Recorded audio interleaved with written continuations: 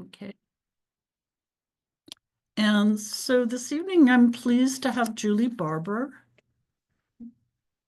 as our speaker, and she's a certified integrated pest management advocate for Our Water, Our World.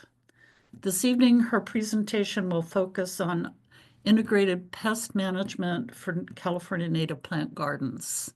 So welcome, Julie, and take it away. Thank you so much. First, just a small apology. Allergies have hit, and you can tell I sound a little rough. And I'm so glad we now get to do everything by Zoom, so nobody's worried if I'm actually sick. It's just the weeds. All right. I am So thrilled. Yes, please. just remember to speak up because Let me get this closer. your sound on my end is very faint. Okay. Is everybody else also having it faint? Ellen, can you hear me okay? Okay. All right. I raised children. I can keep this loud.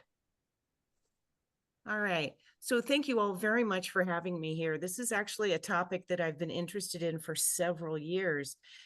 Combining native plants, particularly what CNPS keeps talking about and advocating for, and where I come from, which is University of California Integrated Pest Management. So let me talk a little bit more about all that. Hold on. Don, I couldn't get it to move. Is it moving now? Nope. Okay. Hold on. My husband's here to help me because I'm like this. I couldn't get it to go to the next page. Tech support. Tech support. It's not doing it. No. How about if you click over here?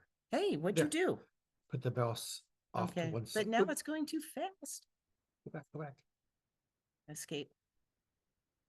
Okay, we're just gonna do this the way I do things. Okay, scroll up to the top then. Yep. Okay, I got it. I'll get out of your way. Thank you. So I am hired by cities, counties, water districts to fulfill the mandate that every district that discharges water has, which is to do public outreach.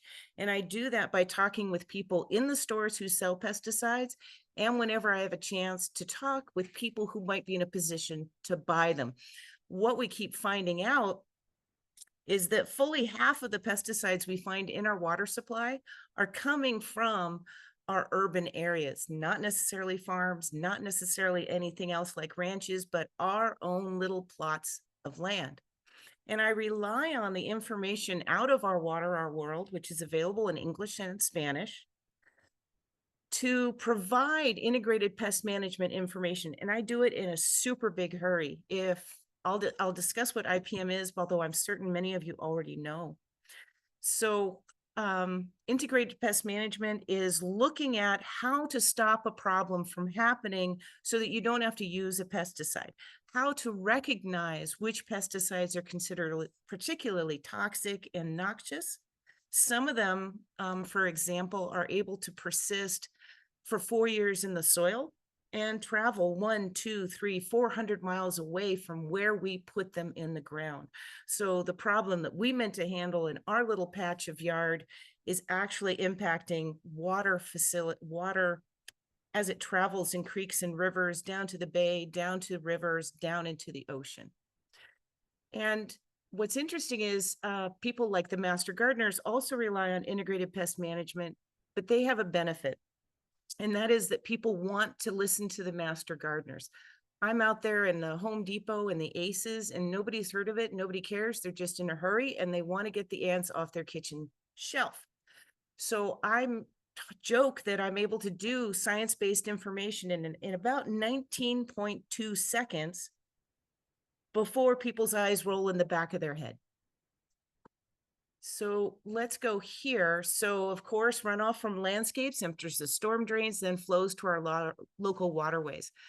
And they're just able to persist. They travel in water really well. They adhere to soil. They persist exceptionally well.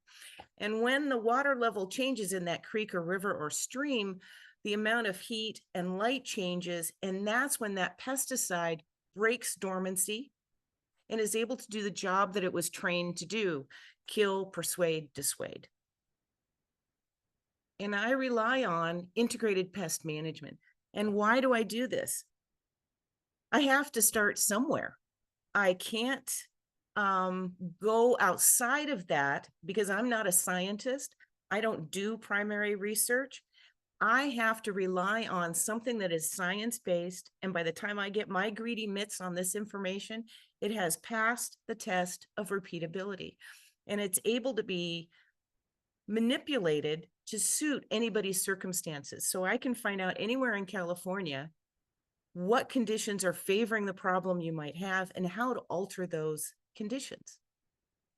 So there are several steps to it: cultural, mechanical, biological, and chemical. And I'll go through these a little bit more clearly, but I won't bore you with it. This is not IPM 101. This is how we apply this science-based information to what we're seeing in our own yards and gardens.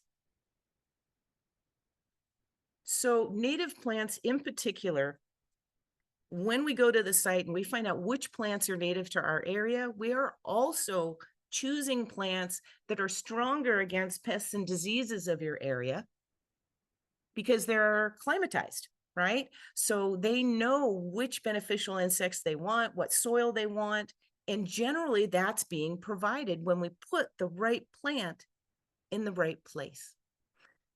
The threshold of IPM, that's your level of tolerance. So for example, ants outside, your threshold level should be exceptionally high because you can't be a fool and think you can get rid of all of the ants, and ants are exceptionally useful.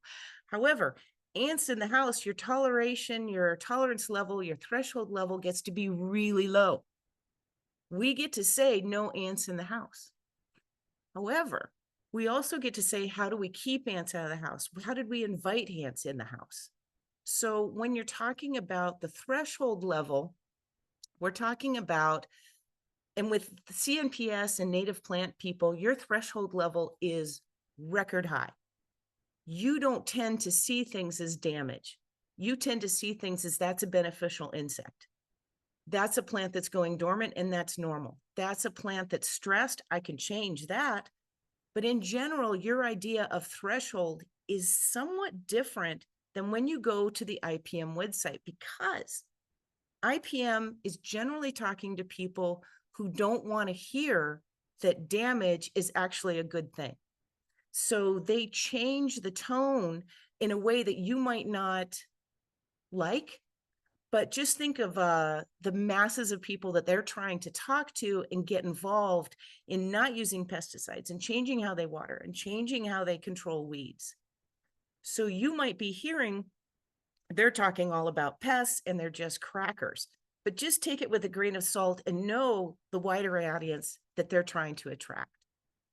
So the basic message is, when we build plant and soil health, healthy plants don't need coddling. They don't whine. They don't act like a 3-year-old in the aisle of Target, whining and screaming for what they want, because you set them up for success. And I'm going to cover a few of the things that I cover with everybody, but everything that I'm going to talk about here has a caveat. You know that native plants have profoundly different and specific needs.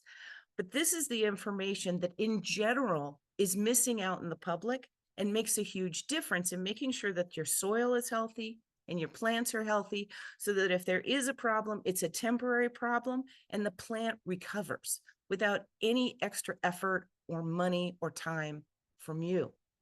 So for example, how you plant a plant in the first place. And I've got another picture that I'm absolutely in love with that I'll show you. But the way I discuss it is I always hold my arm up a little bit and I do this and I say, I want your plant to be proud. When you put it in the ground originally, I want it to be above the soil level a little bit, because all that digging that you did in that hole is loose and friable. And as it rains and time happens, it's going to settle. And the last thing you want is for a plant to settle below grade. Most of us get the majority of our rain in the space of a few weeks, sometimes a few months. And if your plant is below grade, you have created a swimming pool and the plant is going to rot. So always above ground so that when it settles, it's kind of level, if that kind of makes sense. And raise your hand at any point if I'm speaking nonsense and it's not getting through. So something that's changed a lot, and maybe CMPS members are way ahead of the curve on this.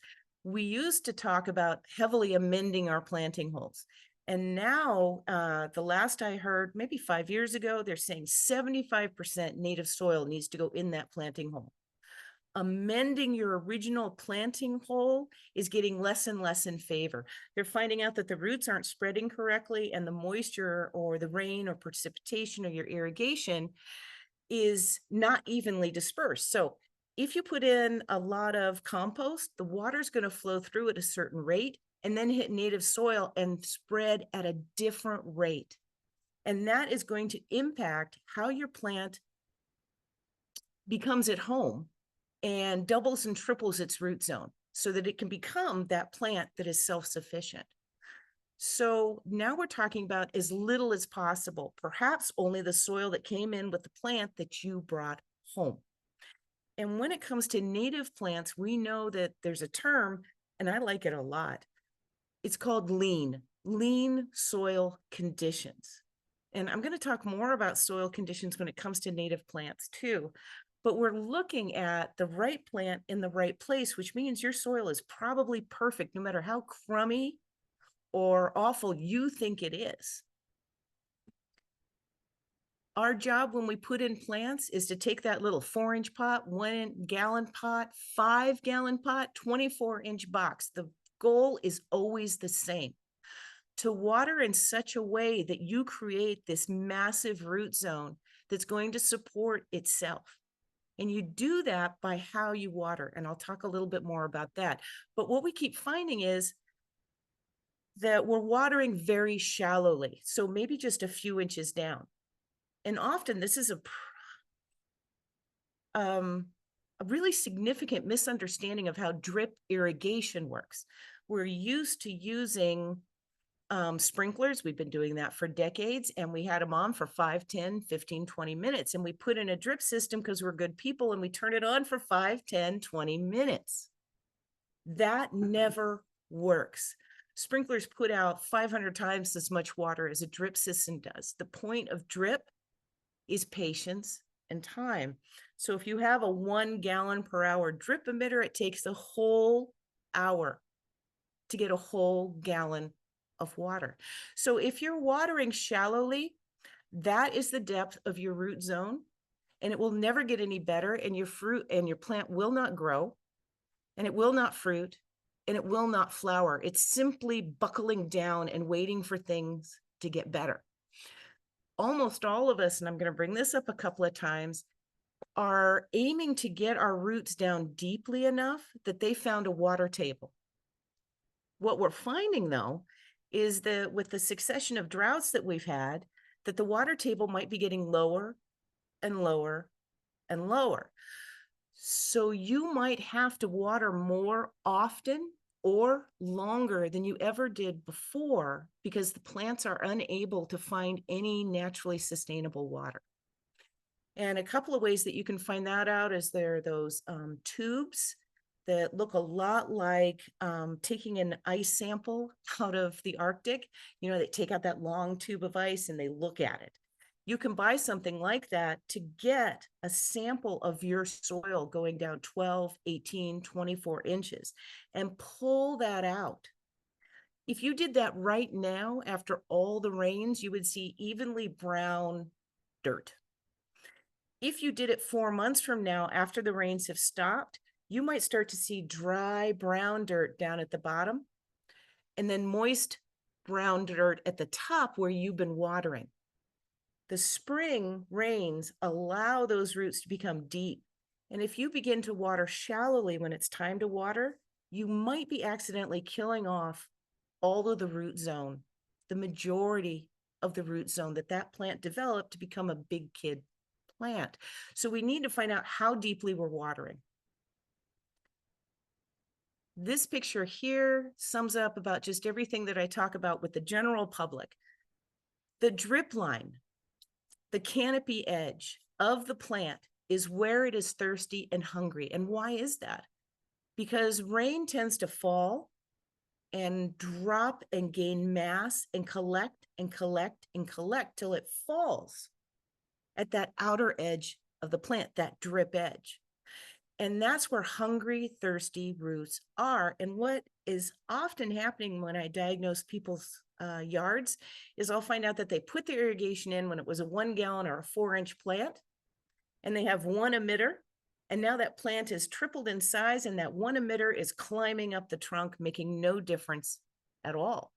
And then that plant is stressed and it has more diseases, more pests, lack of fruit, lack of flowers, lack of general vigor, yellow, pale, browns easily, panics whenever the wind picks up for 5 minutes or the temperature drops for 10.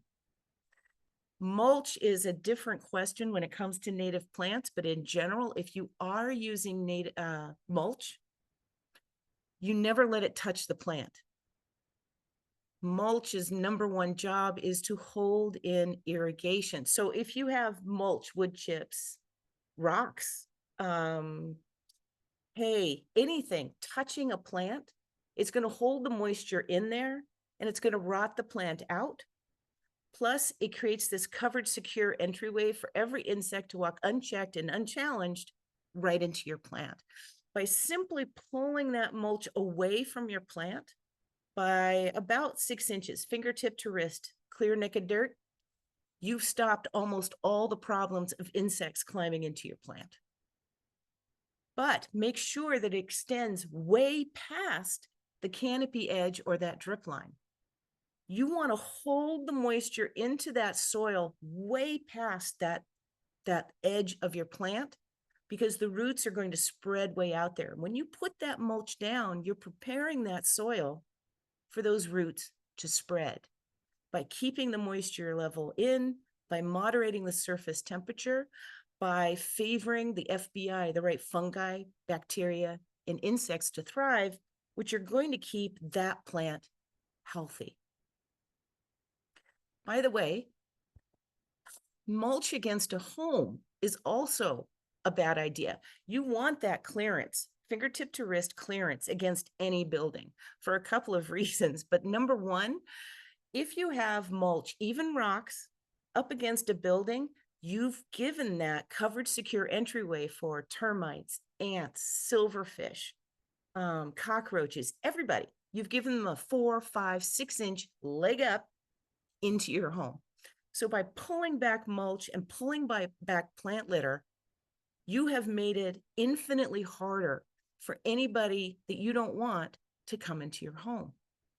So IPM always asks you, if you have a problem, how can you stop the problem from coming back? If you have ants climbing up your plant and they're bringing in tons of aphids, the first thing we ask you to do is pull back the mulch so that the ants aren't given direct access to your plants, so that the mulch doesn't start to rot out your plant so it's stressed and welcomes all these problems. Doing good. Hold on. All right, so let's talk for a minute about how we're supposed to water these plants. How do you know if you watered deeply enough? So you bring home a 4-inch pot or a 1 gallon pot or 5 gallon pot, 24-inch box. The rules are the same. You're going to water that whole pot depth plus 1 additional inch below so that the roots can spread. How do you know that you went far enough? Everybody's irrigation system is different. You might have ½ gallon per hour, 1 gallon per hour. You might have a hose. You might have a sprinkler system. And your dirt might be full of clay. It might be full of lovely compost. It might be full of rocks.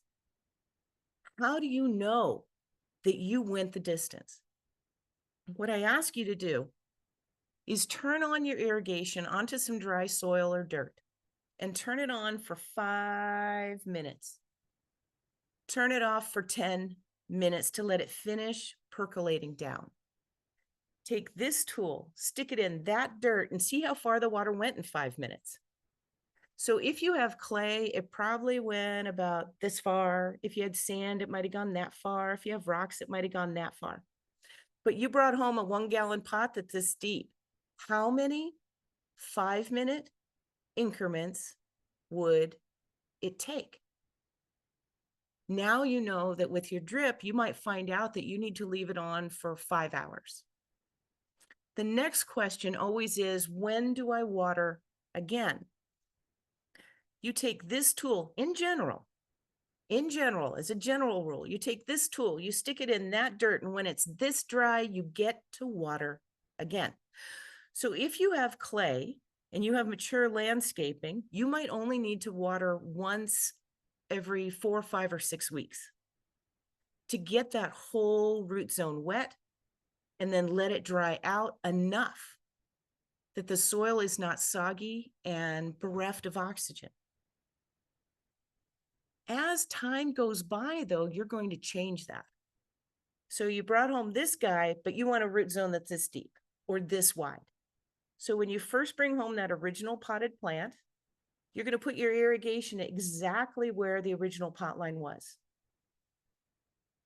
because that's where the root zone ends. And you want that water, once it hits the soil, it's going to spread in this conical fashion, allowing and encouraging the roots that you brought home to be welcomed and to grow further away.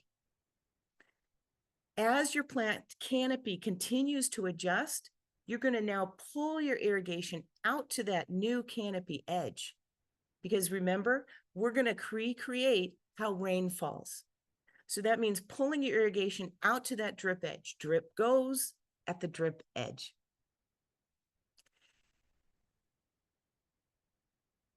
And I'm going to go back and forth between a few things because it turns out I bit off a little bit more than I realized. This is a topic that incredibly interests me, but this might be a doctoral dissertation, and I'm not up to that. There is a lot to consider when you're using integrated pest management and applying it to native plants. The general rules that I talk about to people in the aisle at Home Depot might not at all apply to what you're doing, but I cover them just in case they do. So IPM steps. The very first step to integrated pest management is identifying the plant. And here's where you guys are superstars, because you probably all know exactly what you put in your yard. Most people don't. Why is it important to know what plant we're talking about? It turns out that diseases and pests are host specific. Just the way beneficial insects are host specific. That's why we plant different types of flowers, right? To bring in the bees or the hummingbirds, we need different types of flowers and different flowering times. We know that if you have a plant, we can greatly narrow down what might possibly be ailing it because we know what that plant is. So my roses are not going to get peach leaf curl. And I know that not because I studied it, but because I looked at IPM. And I found out roses only get this, peaches only get that. So I get to narrow down my research. So identifying the plant and identifying the issue. And again, here's where IPM might not always suit you. IPM talks about problems. And you know that not everything you see is a problem. You know that that plant is denuded because the caterpillars came in and you planted a butterfly garden. But a lot of people don't know that.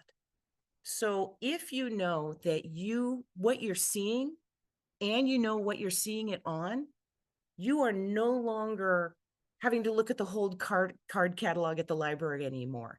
You have narrowed your research to a pinpoint. Cultural control. In my opinion, this is the hardest one. We act like it's the easiest, but it's not. It's how we water, how we feed, if we water, if we feed, how we prune, if we prune. These things make a tremendous difference. So if you're thinking about a rose bush, for example, and you prune it down to 6 inches and you do it in July, you've created a whole host of problems. But there are many plants out there that do want to be mowed down in July and August. We have to find out which plant we have so that we know when to do it. Mechanical and physical control are probably the easiest, but it's the most annoying. Even though it can be very effective, if you have deer tromping through, you don't want to spend $800 on fencing. But as things keep changing in our neighborhoods, in our areas, in our counties, in our state, we're finding that there are more and more things tromping through our yard to get some water, to get some food, and things that deer, for example, have ignored for the last 10 years might be their ideal food source this year. Then there's the chemical controls, which is always the last resort. If you're not familiar with using integrated pest management site, know that it talks about all kinds of pesticides, all the way from butterfly kisses to the most deadly. And it may not make the distinctions that you're looking for unless you go further into that site and you press bee toxicity or mammal toxicity. And then you're going to find out more of what you're looking for. It's not casual. However, it's extremely useful because IPM always talks first about the growth habit of the plant, how to water, how to feed. If it's a pest, knowing the life cycle. Can you take care of it by taking out mustard weed, where it's harboring all these guys that just plow through your stuff? Because even though you're picking the right plant for the right place, there are a lot of introduced insects that have become pests that are thriving in our native plant areas. So chemical control is always the last option, and you're always looking for the least toxic option. What is least toxic? It means it's quick. It means that it's short acting. It means that when you look at it, the label, and it says who it kills or controls, that list better be really short.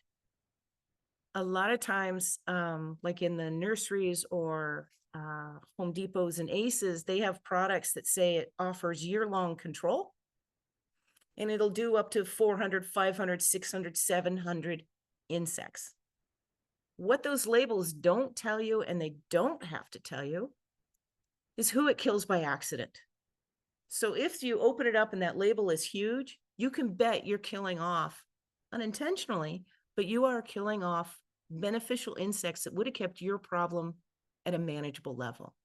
So if people are choosing these long-lasting, massive pesticides, they are actually digging themselves into a really crummy hole where they have to keep reapplying these pesticides because the plant has nothing else to protect it except this product.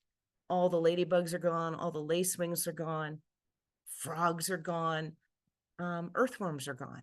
It's scorched earth policy. So you're always looking for a product that says it's going to work fast, it's working on very few things, and you know from the label that it's appropriate for what you're seeing, and that you're always going back to, how am I watering? How am I feeding? Is the mulch right? Is the mulch wrong?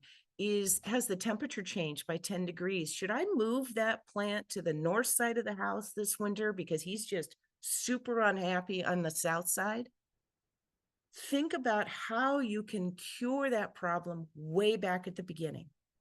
If you have to use a pesticide, the message is be extremely sparing with it. If you have pesticides at home and you no longer want them, by the way, they do not go in the trash can and they never go down the drain. They go to your local household hazardous waste disposal site, the same place where you take your mercury thermometers and your paint and all that stuff. It's not appropriate to release it because they're going to find something to do where they shouldn't be. I always think of pesticides, because I'm a simple-minded woman, as a toddler or as a 9-week-old puppy. Unless I carefully guide what they do, they will find their own work to do, piddling in the corner and coloring on the walls. They can't help it. It's my job, it's our job to direct these products so that they do the job we need them to do when we need it to do it, and no place else. So something that's really common is this threshold level. So remember I mentioned about ants. If there are ants outside, you better have a high tolerance and threshold level for ants. But inside the house, you get to have a very, very low threshold. A key difference between CNPS and native plant gardeners is that their threshold level is exceptionally high. Everybody else has a very low level. Can't stand it. There's a bite out of my plant. I'm not having it. I need it fixed right now. Whereas you keep looking at it as, so this is very common. When I'm in the nurseries, I'll have people come in with pictures of their plants being decimated by caterpillars. And I'll ask them, what kind of plant is that? And they don't remember, but then I'll say, did you plant something for butterflies? And they're like, yeah. And I'm like, okay, this is just the ugly duckling stage. You will get those butterflies, but it looks like your plant is decimated and ruined, but it's actually part of the plant, right?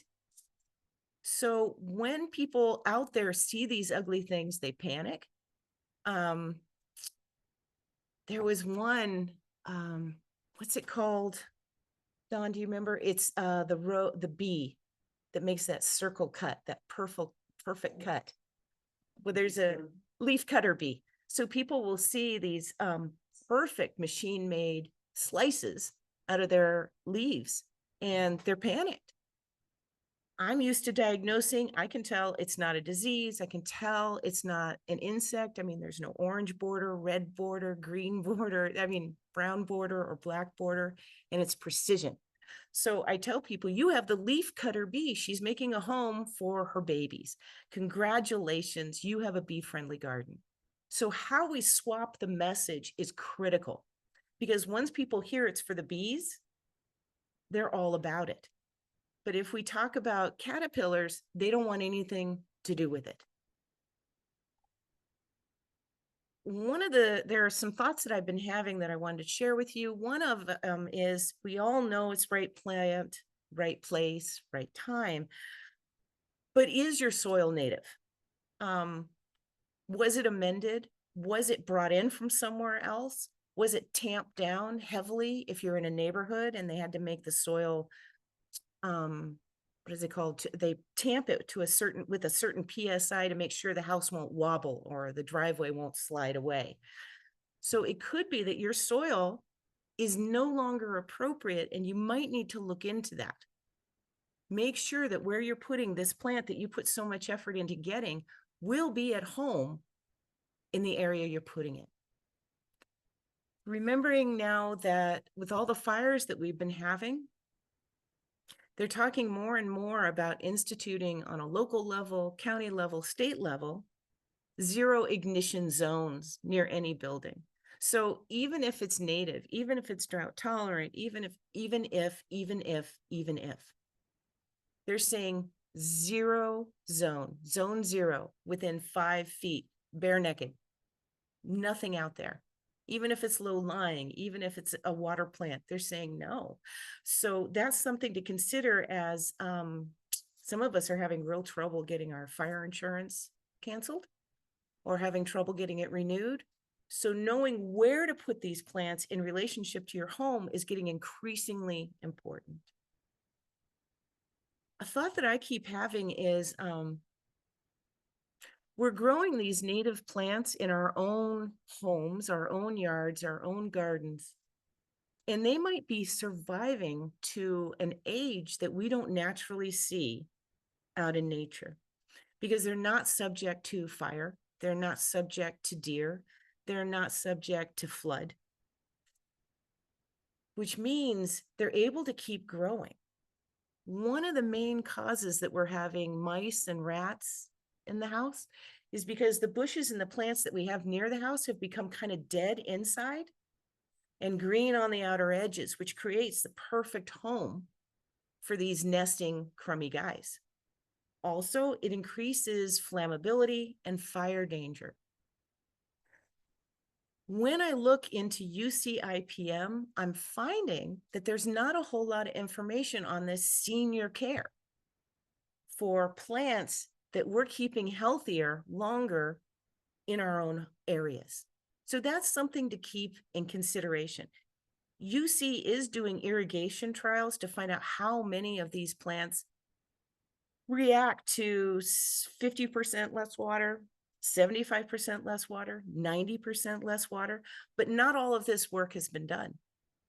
So just keep that in mind. If these plants are suffering and you're starting to really worry about them, it might be that we just don't know how they behave at that age. And that's something to keep in mind. If you haven't used the IPM site before, or if you have, I don't recommend you just open UC IPM. It's a massive site. It's meant to be people friendly and it's full of incredible information. But if you go directly to the site, I always joke that you should tell a friend where you went, just like you went hiking for a week, so they know where to find you because you can get lost. Instead, I recommend that you go to your search bar and type in UC IPM, whatever the name of your plant is, and what you're seeing. That's going to narrow your search dramatically and point you to the 2, 3, or 4 pages that are of interest to you. I hope that kind of makes sense, because otherwise using IPM site, I've been doing it for 15 years now, and I get lost in there. And I'm reasonably bright, but I get lost. So instead, start using your search bar. When it comes to diagnosing plants, I just want to remind you about the difference between biotic and abiotic damage. A lot of damage can look like toxicity or a lack of something. A lot of citrus trees, for example, the last 2 months have been yellow. It turns out soil is cold, they couldn't pull up the nitrogen and they were okay. But that's not a problem you can cure until the soil warms up and the plant is able to access it. So that's tolerable, right? However, remember that if it hailed a week ago, you are now seeing leaves that have funny marks all over them. That's not a crisis. That's cosmetic. Perhaps there were tremendous wind gusts of 30, 40 miles an hour. And when you go out, you look at your leaves and it looks like they all cracked in half. That's them snapping just because of the wind. Like I said, the wind can be obnoxious for 20 minutes. The temperature can be 5 degrees too low for 5 minutes or too high. These are not problems that you have to cure. You just have to make sure that your plant is watered correctly, fed or fed not correctly, and planted correctly so that it can recover. And a lot of things that look like diseases or deficiencies, microdeficiencies, can often just be temporary problems or indicative of the season that you're in. Let me go. Yep. So healthy practices, less stress, less pests, less diseases. Thank you, thank you, thank you. Let's do questions.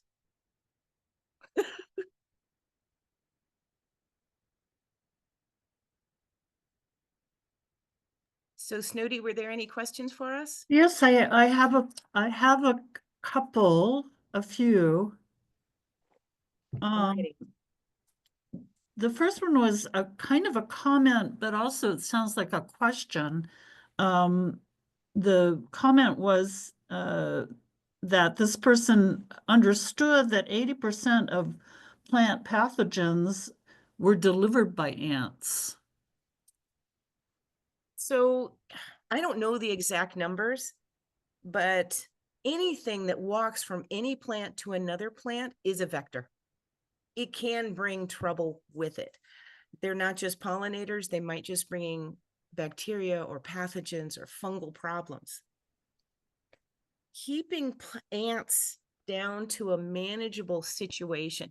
So for example, if you have ants boiling out of the ground, and it's really hot and dry outside, that tells me that your soil is stupid hot and dry and you need to manage your soil moisture level better. Or in the winter, after it rained a whole bunch, you see ants boiling out of the ground and becoming obnoxious rather than minding their own business. And that might mean that you need to check on the drains or the downspouts or putting mulch down to moderate how the soil accepts and spends water. Keeping an abundance of ants out of your plants is always recommended. They're usually up to no good when they're in a mob scene. But as far as how many diseases or pathogens are brought about by them, I'm not sure. But keeping them at a manageable level is incredibly important. And the number one reason we have too many insects and problems is we're using synthetic fertilizers, which cause intense flushes of green growth, which invites all these problems. So I'm not sure I answered your question quite right, but I'm hoping I was somewhere near it. Well, a question that just arose as a result of this is, and I know I've seen this come up many, many times. How does one control ants? And usually these ants are those Argentinian ants that don't even belong here. So No, what's and a they're good horrifying. control method for ants that So for the overcome a Argentinian plant? ants, it's become a real problem. They are, number one, not receptive and not interested in the baits that are out there. And that's from the UC IPM site, as well as the products that are available. And then they seem to be big enough that things like diatomaceous earth are a problem. It's not really affecting them. I am not, and I have a problem with these ants at my place. So I have brick borders or stone borders, and they're starting to do this because the ants are creating such terracing and tunnels underneath. I cannot find the information for Argentinian ants specifically for what is favoring their explosion so that I can alter their environment. Argentinian ants in particular are getting really hard to take care of. It could be bare ground. It could be ground that has mulch on it. They don't care. But keeping them away from your home, keeping them out of your plants when necessary. So if you have citrus, for example, make sure that the leaves or the branches aren't touching the ground. Prune them up so that they're not touching the ground. Make sure that plant litter and mulch is not touching the plant, that you've got that 6 inches of bare naked dirt around the trunk, that you're feeding and watering at the furthest reaches. These are things that help a whole lot. But do remember, even if ants are being obnoxious, they do have lots of benefits. They are aerating the soil, they are transporting fertilization, and they are eating termites. They're just obnoxious to everybody. So if we can just keep them out of our face, it's not so bad.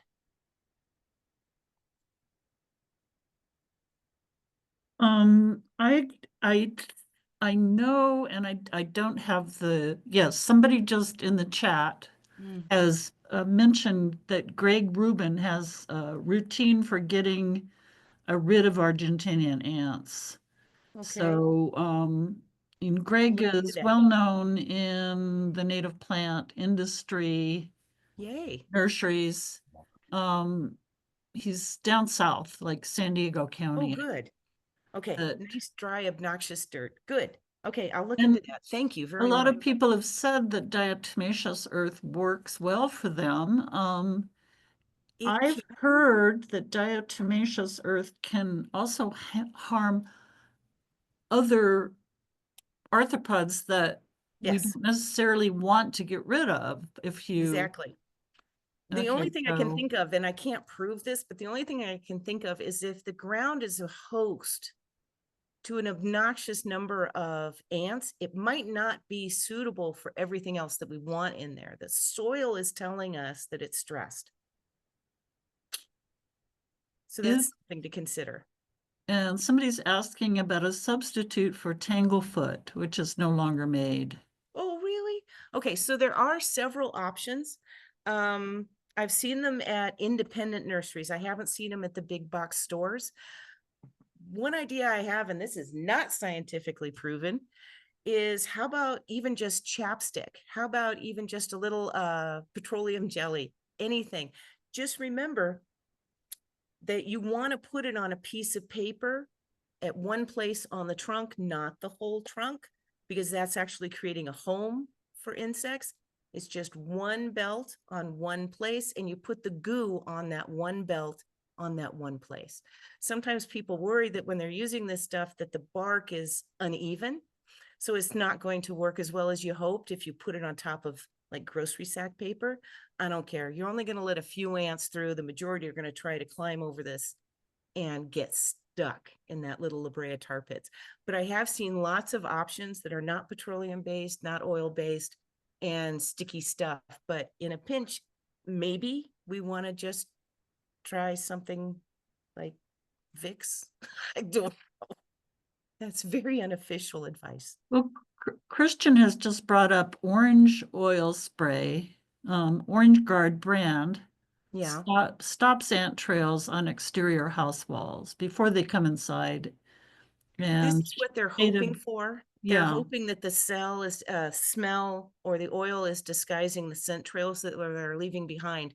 And yes, that can absolutely work. Just know that whenever it's a liquid, reapplication is often required because it dissipates. And somebody has asked about flying ants in the house. Oh gosh. Okay, so we're going to look at all kinds of reasons why they might be in the house. And the light can do things, but we're looking at exclusion. So we're going to check on all our screens. Maybe there's a hole in them. Maybe we need to get new screens that have a tighter mesh. And a lot of us have access to rebates for getting solar screens, things like that, that might help. But those exterior lights, and if you look on UC IPM about lights, I think they talk about one of a certain color that you can still see and is helpful, but is not attracting these insects the way others are. But if you're like me and it's dark outside, I've got my living room lights on and I'm attracting them. So being careful with your lights, managing soil health, making sure that things are not soggy out there. Check on your irrigation. Some of us haven't checked on it since 19 diggity whatever, and the shallow watering is creating moist spots an inch down, which is enough for fungus gnats, flying ants, every little fool thing that likes to jump up and harass your ankles while you walk through. So letting soil dry out a few inches before you water again cuts down on the majority of these problems, like fungus gnats. Oh, and usually when they're flying, that's when they're, what's that called? Termites do it too. Swarming. Yeah. So it's a temporary problem. That doesn't mean it's not obnoxious, because it is, but it's usually temporary. Somebody has asked you if you can address the issue of watering during high heat. Yeah. So our first inclination when it's hot out is to water our plants, especially when we come home at 4 and they look like they're drooping. So we automatically want to turn on the water. Never do that. Never. You've got to stick your finger or your moisture meter or something in that soil, because if the soil is moist and you add more water, you're actually creating stress. Instead, I need you to reevaluate your irrigation system and make sure you're watering that whole root zone, and make sure that you're letting that soil dry out before you water again. So, because remember, once you go down a few inches in the soil, it's no longer 125 degrees, it's 65 degrees. It's not the same as ambient air temperature. So if you fill that reservoir with all the water that root zone needs, that plant will make the right decisions. But make sure the water is put where it needs to be at the drip edge and as deeply as it needs to be. So temperature is not an automatic indicator unless you have a brand new baby plant. With native plants, something that I forgot to mention is that they're not automatically drought tolerant. They're babied and cuddled and coddled. We have to raise big kid plants. And that means always watering that whole root zone. But as the years go by, letting the soil dry out further in between watering. So the first year, maybe you only let it get just dry. The second year, third year, until you're no longer involved at all. Go ahead. Do you have any, somebody's asking about any information or an update on the most recent citrus pest from Asia? So the Asian citrus psyllid and the huanglong bing and the citrus greening, No, except that it's devastating. Absolutely devastating. They are working on inoculations for trees. They are working on all kinds of things because this HLB is just yeah, is just, I think it decimated up to 75% of the Florida citrus industry. And we keep buying plants in one county and transporting them to another. But no, I haven't heard in the last 6 months when I last looked into it if there have been any advances. But I know that biomedical people are looking into it, inoculations, all kinds of things. They're trying like crazy. This isn't exactly a comment. This is something that is relevant for native plants. A lot of native plants create their own ground cover. For instance, Yes, bees bliss. It just correct. spreads, and that's what it's designed for. Is there a Right. way to keep pathogens away from them? So pathogens, bacteria, viruses, all these things are thrive in a very narrow range.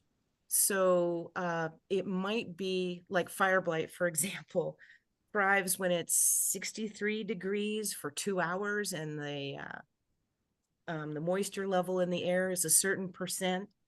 By the time we see these things on the plants themselves, the time for action is almost certainly past.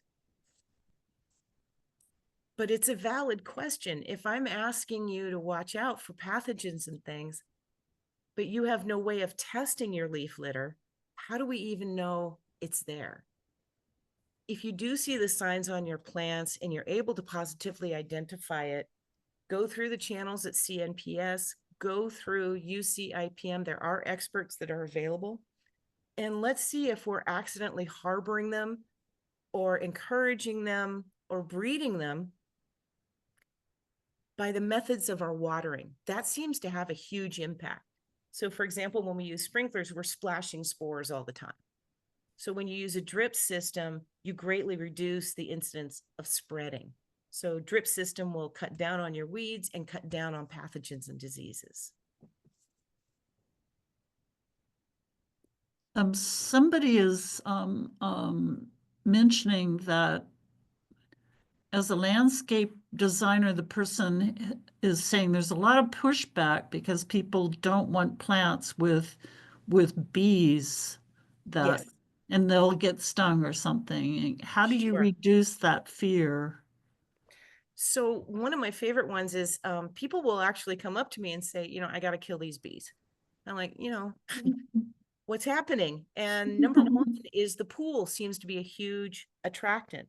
Water features that are not moving, but are fairly placid seem to be huge attractants, but it's not the water they prefer. So instead, don't put anything that flowers by the front door because that's just going to bring them in. Put those flowering plants further out, away from the pool, away from the front door, and definitely not near your picnic table.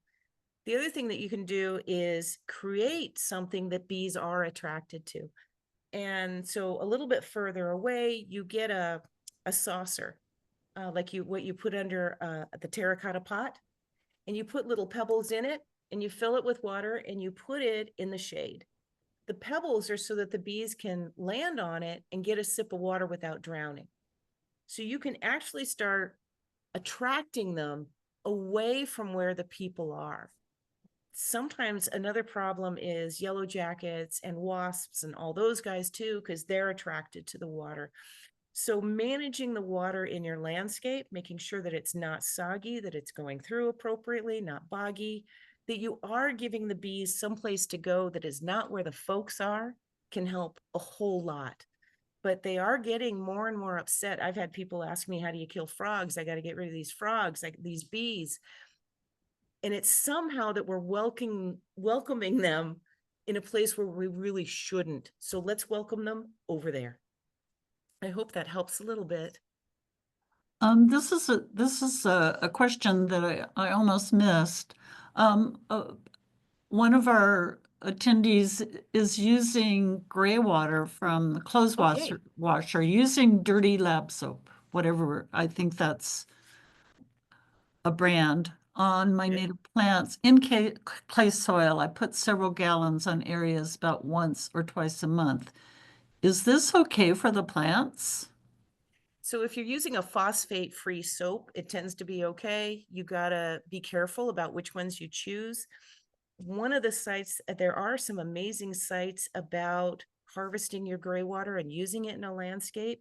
If I can find some of those that I really like, it really pinpoints what you want to avoid. Sometimes how you apply the water really matters though. If you're using a drip system, make sure that, with clay soil, you have to stick to drip. Otherwise it's just gonna puddle on top and slush away. But yeah, let me see if I can find out those sites and I'll pass that on to Snowdy and she can pass it on to you. And somebody is asking, I think is the person knows this answer, is it best to water in the morning? So I have opinions on that. I like that question. If you're using sprinklers, the magic time has been, okay, so it's summer and it's been hot, hot, hot. And all of a sudden it's 3 a.m. and it cooled off. And at about 4 a.m., it stays kind of stable until the sun comes up at about 6:30. So that is a sweet spot, somewhere between 4 a.m. and 6 a.m. in hot summer months, especially if you're using sprinklers, because otherwise the wind is calm. You're not going to have a lot of overspray. You're not going to have a whole lot of loss. But the truth is, I think about this one a lot. If you're using drip, I'm not clear it matters. If you adhere to the principle of filling that whole root zone full of water and not watering again till 2, 3, 4 inches of soil have dried out, I'm not sure it's clear. I'm not sure it matters because you're just filling that reservoir when it's necessary. However, you just don't want to let the plant get into a position where it's running on empty. So keep checking that soil, finger moisture meter.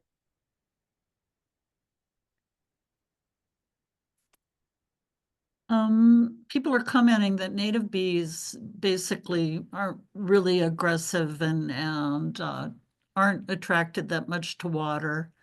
I agree with that. You know, the native bees, they're solitary. But Right. most of us, I know in my garden, I know I have a lot of native bees, ground dwelling, but somewhere in my neighborhood, there's a honeybee nest or, whatever you call it. Sure. And so really, I've got those honeybees. I can't get rid of them. They're there They're doing, there, but at least the native bees prefer different circumstances than the honeybees. So ground dwelling versus nests, right? So if we can keep them separate, that might be helpful. But it is a huge problem. And the deeper we go with any topic, the harder it is to feel okay, right? We can go deeper, like neem oil kills too many things, or it's really hard. But I don't know what else we can do in that situation except to favor the native bee populations. And some of the things from the Xerces Society that I keep finding out is not changing the surface of your soil too often because they actually have memories and they come back.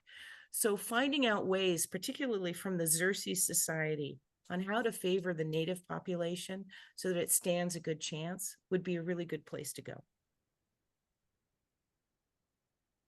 um, there's a question here, but I don't think we really are here to answer this tonight because it's so complex. But someone is mentioning the Palisades and Franklin fires came down on our church hillside and 5 feet from the buildings. Are Yeah. there any native plants that we can plant that will not become fuel for future fires? What would you plant in these rains for erosion control and for a beautiful hillside?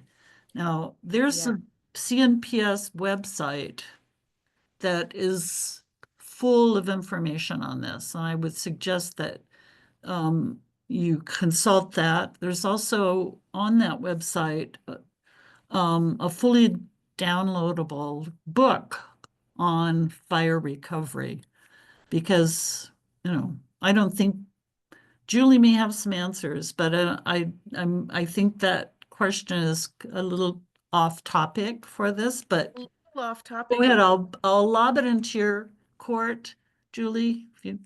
one of the things that's important about is our state of mind about it.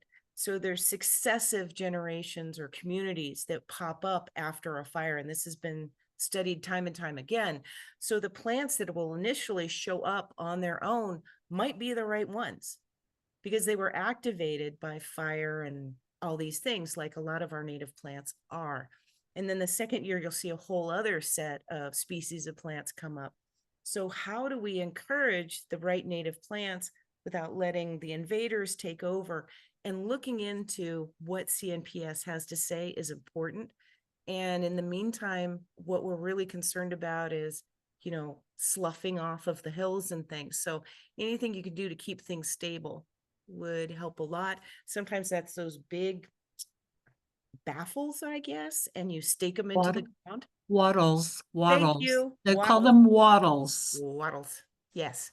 And And stick those into the ground, and let's help out with that. And if this is an area you're going to water, don't use sprinklers. Can't be done. It's just going to slough everything off. well, But it's a lot of information. Louise put the cnps.org/wildfire link into the chat that you can grab. Great. And Christian is showing that our LACNPS chapter website has wildfire tab with resources and links too. And this has changed a lot because it used to be, the fires were out there in the national forest, but now they're actually in town. And so there's a lot more information out there now than there used to be that's pertinent to us who actually live with people and not in the middle of nowhere.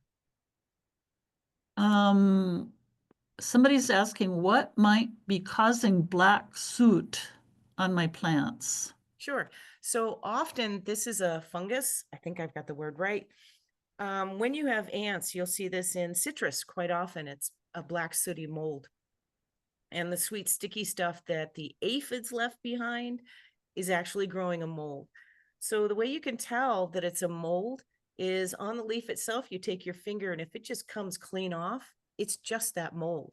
And it's usually, it's not ideal because it's covering up the plant's little solar panels and interfering with photosynthesis. But I don't want you pulling off a lot of those leaves because even though they're crummy looking, they are serving a purpose, and excessive pruning and pulling off leaves can set a plant back if you're doing it at the wrong time of year. So we're looking at ant control. We're looking at pulling the mulch and the leaf litter back away from the base of the plant, pruning the plant up so that the branches aren't touching the ground so that ants and other guys can't get in there really quickly, using the new stuff because we don't have the tanglefoot, and monitoring your soil moisture level. If you let it get excessively dry, you've got tons of ants and they're bringing in tons of aphids and you're getting that black sooty mold. But there are no products for it. We just need to stop it from happening. And if the tree or the plant isn't too large, just start wiping off a few leaves and bringing them back to health. A question that I have and is there some kind of website that shows common pests and what they look like on a native plant? No. And when I say pests, I mean a real disease, not a leaf cutter bee Right. eating a leaf or a butterfly larva devouring a plant. Right. No, I haven't. But what I have found is if I'm using my Google search bar and then go to images, often I'm able to trace it that way and find a reputable site, anything.edu, anything.gov, anything.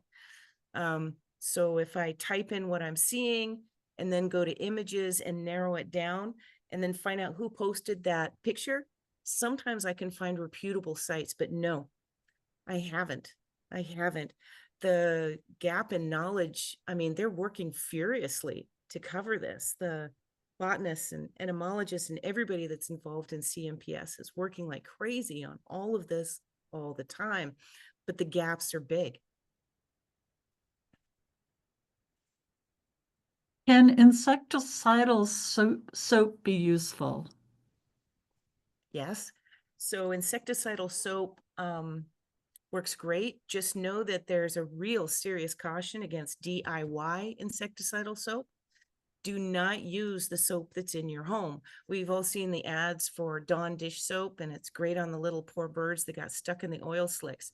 That's because it's detergent and it's meant to break up grease, oils, and wax.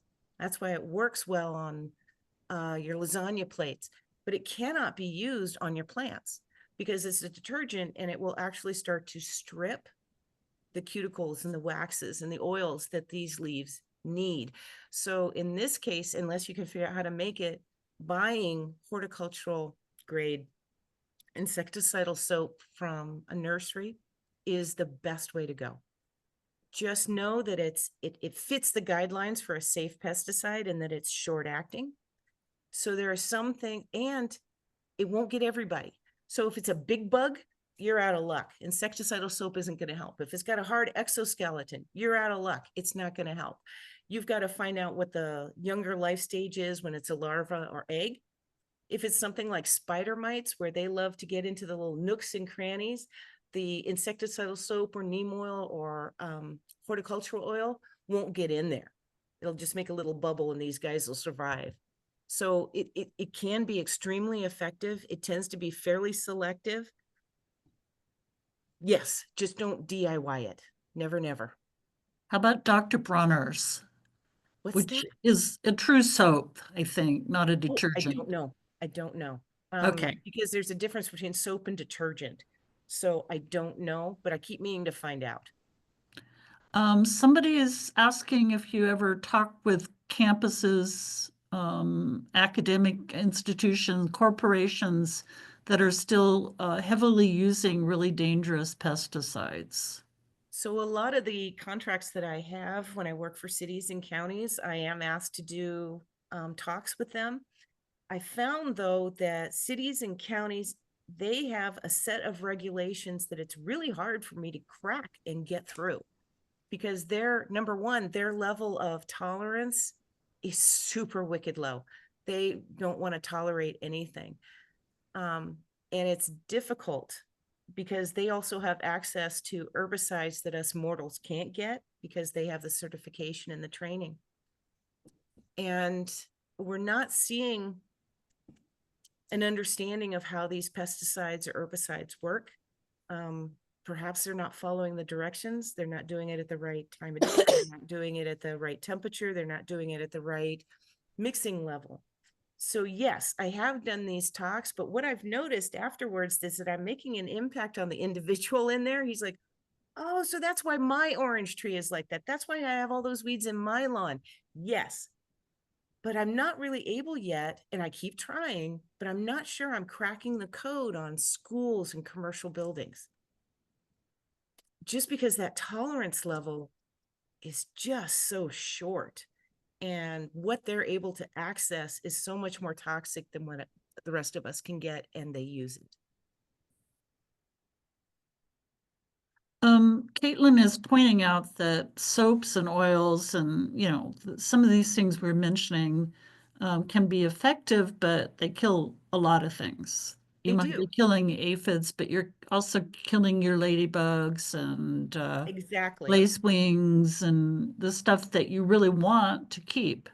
Right. And what I keep noticing is the problem is, so like when it reaches 65 degrees around here, all of a sudden everything is covered with aphids.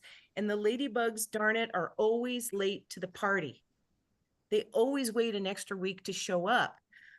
So letting people know what the eggs look like, what the larval stage looks like, as well as the adults, people might be starting to notice they've got them already. And in the meantime, let's just flick that little rose head and get off a bunch of those aphids, but not all of them. Because if you don't have food for the aphids and the lacewing larvae, you don't have ladybugs and lacewing larvae. So yes, even the mildest products, if they're meant to desiccate or smother or drown, they can be extremely indiscriminate. So knowing the life cycle and the life stage and the lifespan of the problem you're looking at, over 90% of the insects that are out there are considered beneficial.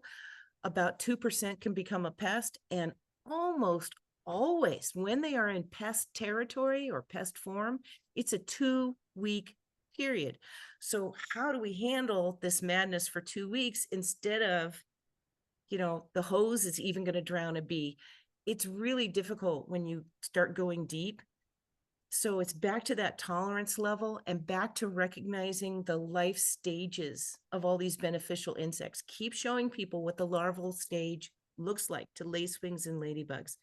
And these ugly, ugly things that look all slimy and crazy that are actually eating aphids all day long. So she's right. She's right. Even though it's considered less toxic, it is a whole level of indiscriminate. The softer bodied and the younger something is, the easier it is to kill, even with ag soap or anything. Yes. Okay, well, I hope I covered all the concerns and questions in the chat. They've been considerable. Did I miss anything? Is there anybody online that would like to ask a question in person?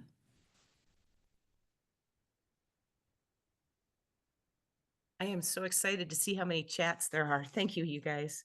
Yeah, it is highly This effective is way amazing. to communicate. I wasn't sure exactly which direction to take this, but it looks like it's kind of working. So I'm really gratified. Thank you. Well, here's a last minute question from Mary Herr. Can aphids actually kill a plant? Okay, so aphids suck out the juices, right? And if there are enough of them for long enough, they're going to set that plant back, stress that plant out. So that's what leaves it open to all the secondary infections and all the other insects that become pests and all the other diseases and the withering of the root zone and the overall vigor that leaves it open. So I'm not a professional on this one question, but I would say aphids in and of themselves are probably not killing your plant, but they're weakening it and leaving it open to every other, like when we're not well. If I eat ding dongs and ho-hos all day, I catch every cold there is and I'm not well. So if plants are stressed, they're going to catch every problem that's coming along. So basically, getting back to your original story, which is create a healthy plant by doing all those things with your soil and your watering habits and your mulching habits, Yes, and do that for your prevention. exactly.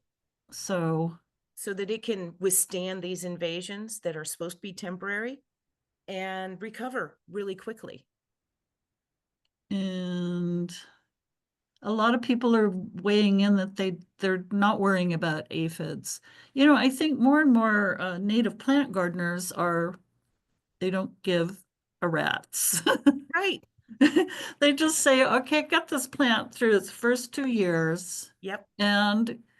But your point about older plants, because I just had an ARP movement in my yard, Ah, plant that I'd had for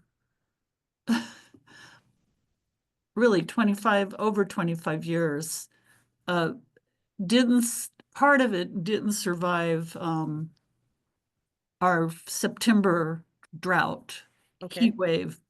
So I've had to chop part of it off and um, but that plant probably shouldn't have lived 25, 30 years. Maybe This is in a what I'm while wondering. it would have gone away, like you said, it would have burned or something and come Right. back. So So, it's just a thought I'm having. I don't think we know, if they're ready for the reduced meal at IHOP. I don't know.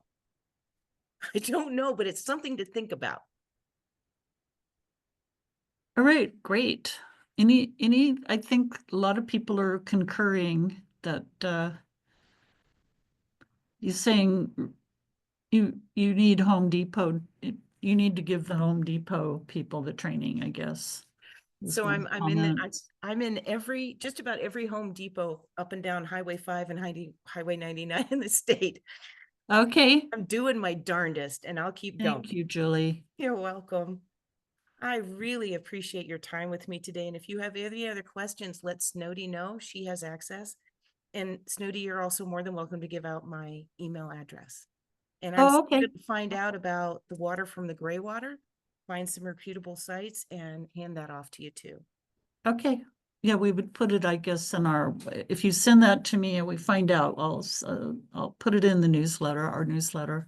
And thank you for the information on Greg Rubin. I'm going to look into that. Yeah, if he's posted this ant cure on, the CNPS has that Facebook page, Mm-hmm. or it's kind of, I think it's got like 27,000 people on it or something. Okay. But that is something to look into. It's probably findable if you do Argentinian ants, Greg Rubin. It should pop up. The only thing I would say about that is IPM asks us to find out why they're being obnoxious. He might have found a cure for killing them, maybe, but I still need to know why they're happy in that spot so I can change that spot or know if I'm doing something wrong. And that's the part I'm having trouble finding for sure. How to alter the environment so these guys aren't just beating me up. Well, I think with native plants, I think people are overwatering. Often I'm finding that, especially with lawns, we're finding that lawns are soggy an inch down, not watered any further. And I'm the last person out there that will fight for your right to have a healthy lawn. It's just that we raise them so poorly. Well, you shouldn't be mentioning that in the Native Plant Society. We will not agree with you about the healthy lawn. I think a small patch might be fine. There's no reason for anybody to have 5,000 square feet of this stuff.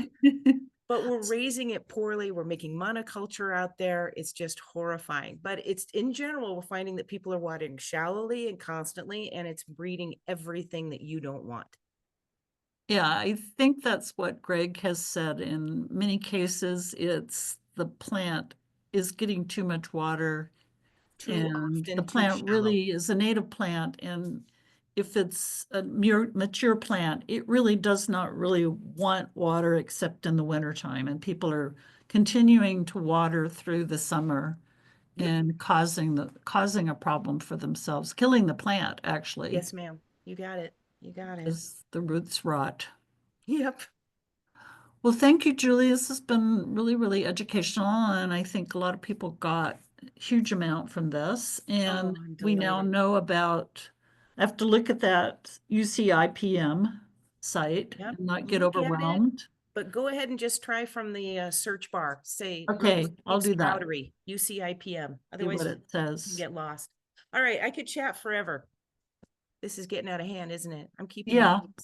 the Somebody wants to share, will we share the deck? No, we're going to share the PowerPoint presentation. We're recording this and we'll put it on a website. Lovely. I'm just delighted. And thank you all so much. Okay, I'm going to end the session, and yeah, we'll post the presentation. Perfect. Thanks, guys. Thanks, Julie. I'll be Thank in you. touch via email. All right. I Take appreciate it. care, everybody. Good night. Bye.